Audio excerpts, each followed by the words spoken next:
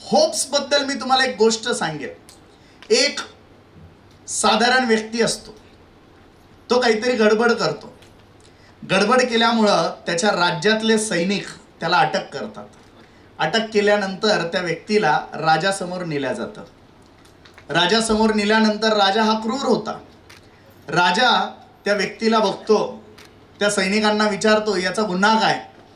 सैनिक ऑब्विसली त्याचा गुन्हा थोडाफार चढवून वाढवून सांगतात, थोडा मसाला लावून सांगतात। तसे आपल्या समाजामध्ये असेच लोक आपल्याला आजूबाजूला दिसत असतात। राजा चिडतो आणि राजा चिडल्यानंतर म्हणतो की याला देहदंडाची शिक्षा द्या, याला मृत्यूदंड द्या। तो व्यक्ती हे सगळं ऐकतो। खरं तर कुठल्याही एका साधारण व्यक्तीने फार काही मोठा गुन्हा तर केलेला नव्हता आणि आता आपला मृत्यू होणार आहे। लोक घाबरतात, रडतात, किंचाळतात, शिव्या शाप देतात। हा व्यक्ती हसायला लागला।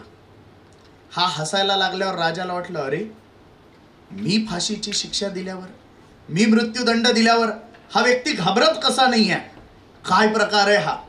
त्याचे मंत्रिमंडळातले लोकही म्हणजे हसायला लागले, यार हा याला काय वेड लागले काय, हा मृत्यूच्या शिक्षेवर हसतोय खुशाल। राजाला मात्र आता क्युरिओसिटी जागी होते। तो म्हणतो नाही यार कुछ तो गडबड है, ये हंस क्यों रहा है। आणि तो राजा त्याला थांबवतो, त्याला विचारतो, अरे बाबा तू का हसतोयस। तेव्हा तो व्यक्ती म्हणतो, खरं तर महाराज मी तुमच्याकडेच येत होतो। नक्कीच माझ्याकडून छोटीशी चूक झाली, पण मी तुमच्याकडेच निघालो होतो, मला तुम्हाला काहीतरी सांगायचं आहे। राजा म्हणाला, वा तू तर काही सांगे ना, तू तर हसतोच आहेस।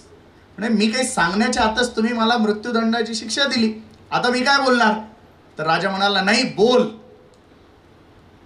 बोलल्यानंतर तो व्यक्ती सांगतो की महाराज मला घोड्यांना उडवता येतं। महाराज हसायला लागतात, अरे घोड्यांना उडवता येतं, हा कसला व्यक्ती आहे। मग त्याच्या मंत्रिमंडळातले लोकही म्हणतात, अरे यार आता हा घोड्यांना कसं उडवत असेल। ते परेशान होतात। परेशान झाल्यावर राजा त्याच्या मंत्र्यांना जवळ बोलवतो, चर्चा करायला लागतो, काय वाटतं तुम्हाला खरंच हा घोड्यांना उडवत असेल। आता चर्चा कशा असतात बघा, एक मंत्री म्हणतो, काय सांगता येतं भाऊ, उडत असतील घोडे, आपल्याला तर काही माहित नाही, आपण पाहिले नाही। दुसरा मंत्री म्हणतो, नाही ते आपल्याला मूर्ख बनवताय।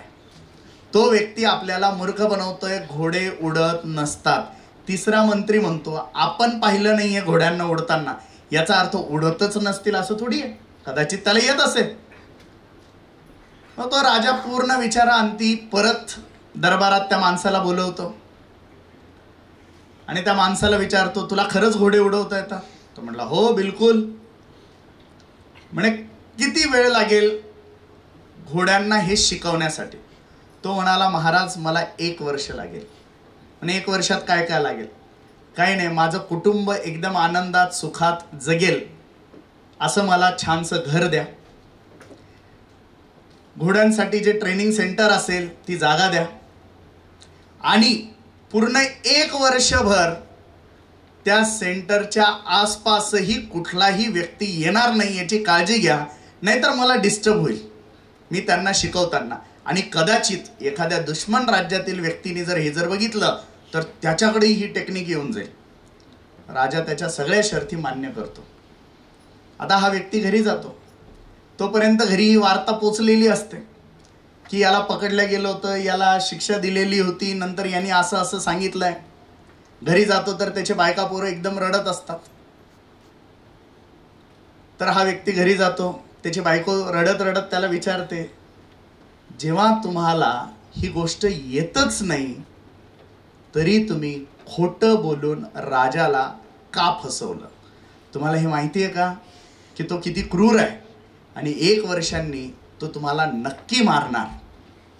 तेव्हा तो व्यक्ती परत हसायला लागला आणि तो म्हटला, मारणार तर तुम्हाला आजही होता ना, मारणार तर मला आजही होता, पण तू आता विचार कर की 1 वर्ष आपल्याला कमाई करण्याचं टेन्शन नाही, कोणाला घाबरायचं टेन्शन नाही, 1 वर्ष मला परत मिळालंय तुमच्या सोबत सुखात आनंदात घालवण्यासाठी। आणि काय सांगता येतं, 1 वर्षाच्या आत राजाच मिळाला तर। याला म्हणतात